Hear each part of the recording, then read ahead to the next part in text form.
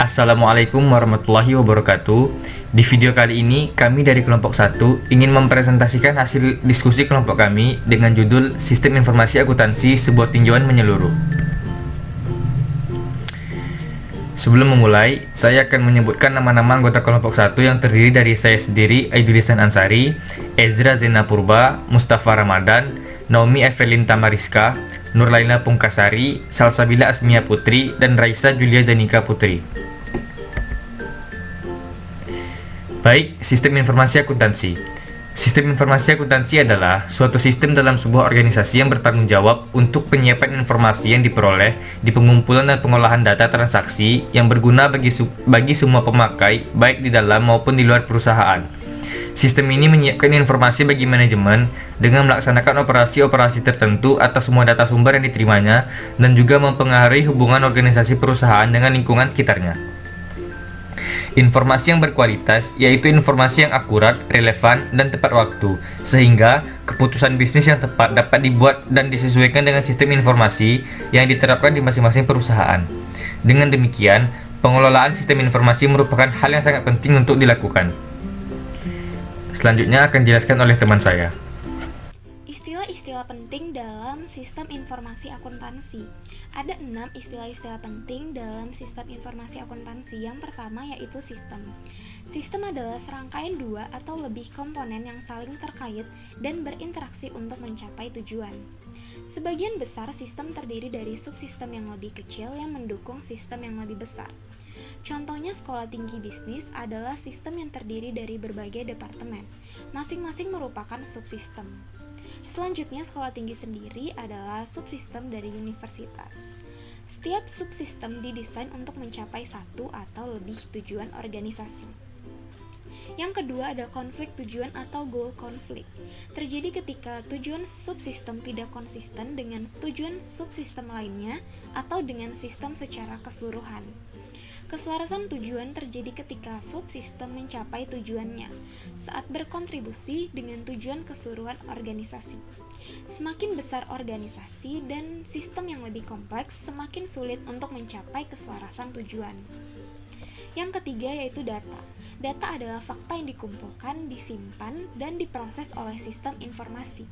Dalam bisnis perlu mengumpulkan beberapa jenis data, seperti aktivitas menempatkan sumber daya yang dipengaruhi oleh aktivitas tersebut dan orang yang berpartisipasi dalam aktivitas.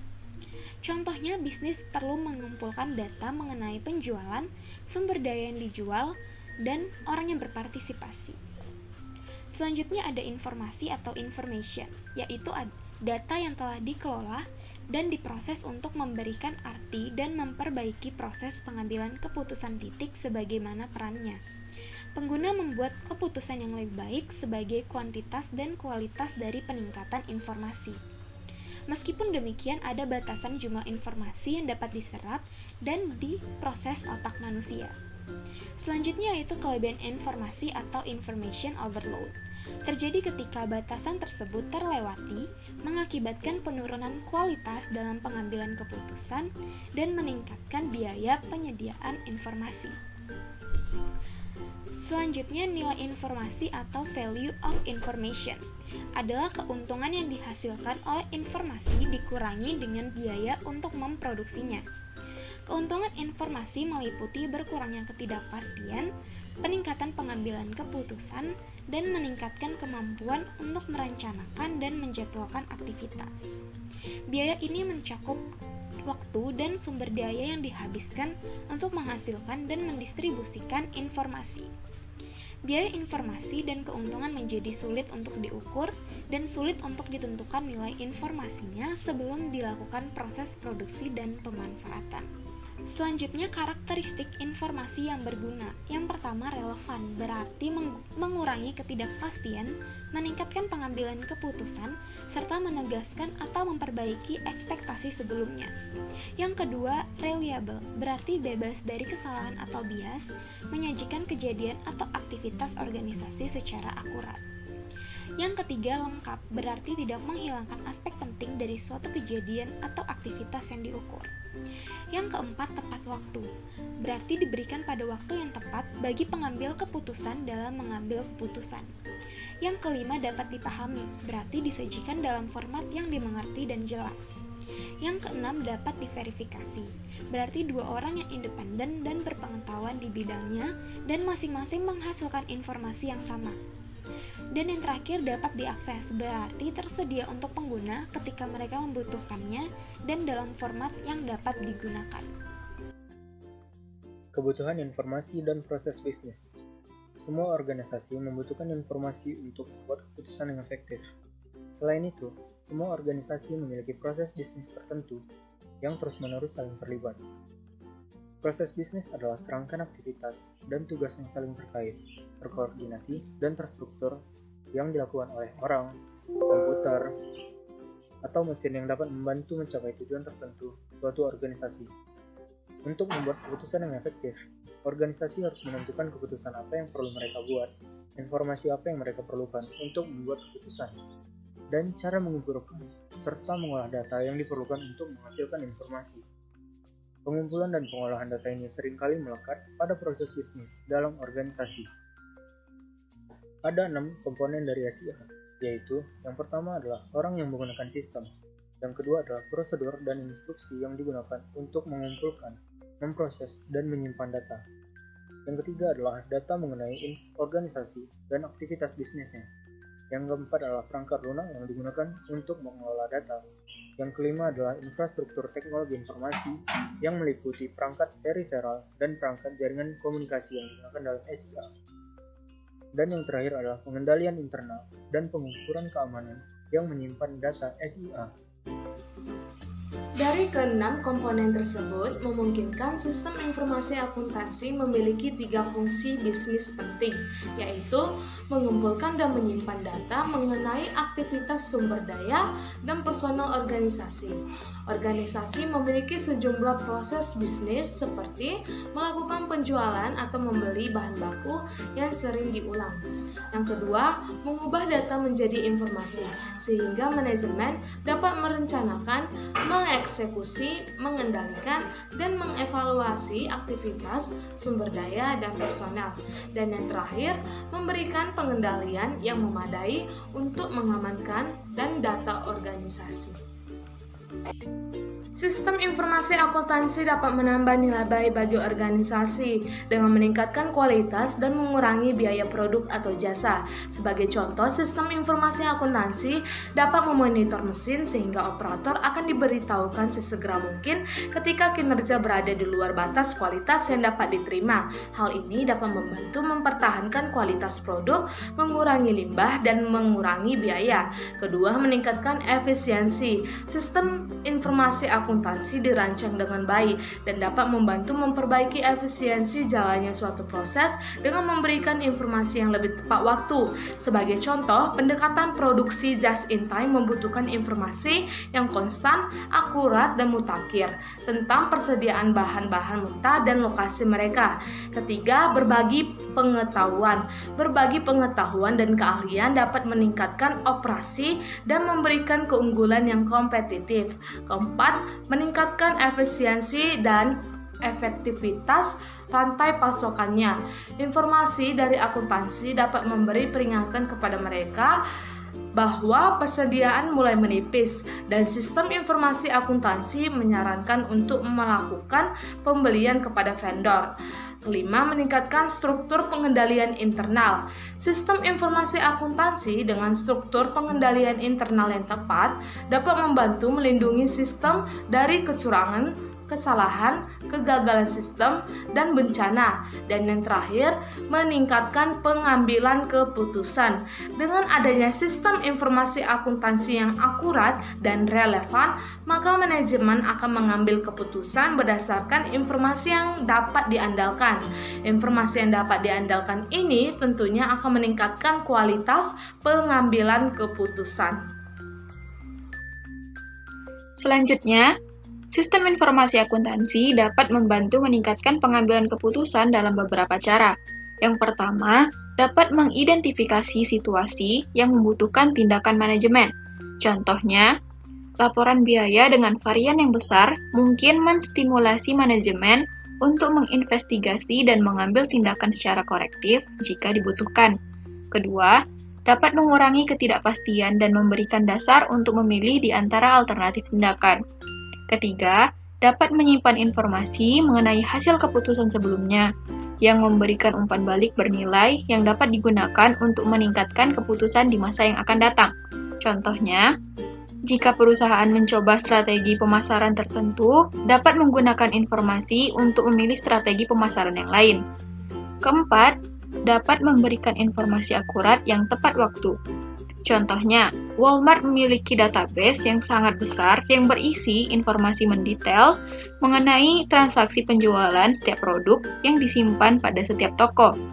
Dan yang kelima, dapat menganalisis data penjualan untuk menemukan barang-barang yang dibeli bersama-sama dan dapat menggunakan informasi tersebut untuk memperbaiki tata letak barang dagang atau untuk mendorong penjualan tambahan barang-barang terkait. Contohnya, Amazon menggunakan database penjualannya untuk menyarankan buku tambahan yang akan dibeli pelanggan. Selanjutnya, sistem informasi akuntansi dan strategi perusahaan. Oleh karena sebagian besar organisasi memiliki sumber daya yang terbatas, maka sangat penting untuk mengidentifikasi peningkatan sistem informasi akuntansi yang mungkin menghasilkan keuntungan terbesar. Membuat keputusan yang bijak membutuhkan pemahaman serta strategi bisnis secara keseluruhan. Perkembangan teknologi informasi dapat mempengaruhi strategi bisnis. Banyak keunggulan teknologi lain yang mempengaruhi strategi perusahaan dan memberikan kesempatan untuk memperoleh keunggulan kompetitif. Contohnya yaitu analisis prediktif atau predictive analysis, yang menggunakan gudang data dan algoritma yang kompleks untuk memprediksi kejadian di masa depan. Analisis prediktif menyediakan dugaan cerdas mengenai apa yang diharapkan untuk melihat dalam waktu dekat ini, memungkinkan perusahaan untuk membuat keputusan bisnis yang lebih baik dan meningkatkan proses bisnis mereka. Sistem informasi akuntansi pada suatu organisasi memainkan peranan penting dalam membantu mengadopsi dan mengelola posisi strategis. Pencapaian paling layak antara aktivitas mengharuskan pengumpulan data setiap aktivitas. Hal ini penting bahwa sistem informasi mengumpulkan dan mengintegrasikan data keuangan dan non-keuangan mengenai aktivitas organisasi. Peranan sistem informasi akuntansi dalam rantai nilai. Yang pertama, untuk memberikan nilai kepada pelanggan, sebagian besar organisasi melakukan sejumlah aktivitas yang berbeda. Aktivitas dapat dikonseptualisasikan saat membentuk rantai nilai atau value chain yang terdiri atas 5 aktivitas utama atau primary activities yang secara langsung memberikan nilai ke pelanggan. Yang kedua, logistik inbound, terdiri atas menerima, menyimpan, dan mendistribusikan bahan baku yang digunakan organisasi untuk membuat jasa dan produk yang dijual. Contohnya, produsen mobil menerima, menangani, dan menyimpan baja, kaca, dan karet. Yang ketiga, operasi. Operasi adalah aktivitas yang mengubah input menjadi produk akhir atau jasa. Contohnya, aktivitas jalur perakitan yang mengonversi bahan baku menjadi mobil jadi. Yang keempat, logistik outbound adalah aktivitas yang mendistribusikan produk jadi atau jasa ke pelanggan. Contohnya adalah mengirim mobil ke dealer mobil. Yang kelima, pemasaran dan penjualan adalah aktivitas yang membantu pelanggan dalam membeli barang atau jasa organisasi. Contohnya, iklan menjadi aktivitas pemasaran dan penjualan. Dan yang terakhir adalah pelayanan. Pelayanan adalah aktivitas yang menyediakan dukungan penjual kepada pelanggan. Contohnya termasuk pelayanan perbaikan dan pemeliharaan. Aktivitas pendukung atau support activities memungkinkan dilakukannya 5 aktivitas utama secara efektif dan efisien. Aktivitas tersebut dikelompokkan dalam 4 kategori sebagai berikut. Yang pertama, infrastruktur perusahaan adalah aktivitas akuntansi, keuangan, hukum, dan administrasi umum yang memungkinkan berfungsinya suatu organisasi. Sistem informasi akuntansi adalah bagian dari infrastruktur perusahaan. Yang kedua, sumber daya manusia adalah aktivitas yang meliputi merekrut, memperkerjakan, melatih, dan memberikan kompensasi kepada karyawan. Yang ketiga, teknologi adalah aktivitas meningkatkan barang atau jasa. Contohnya termasuk penelitian dan pengembangan, investasi di bidang TI, dan desain produk. Dan yang terakhir adalah pembelian, adalah aktivitas melakukan pengadaan bahan baku, perlengkapan mesin, dan bangunan yang digunakan untuk melaksanakan aktivitas.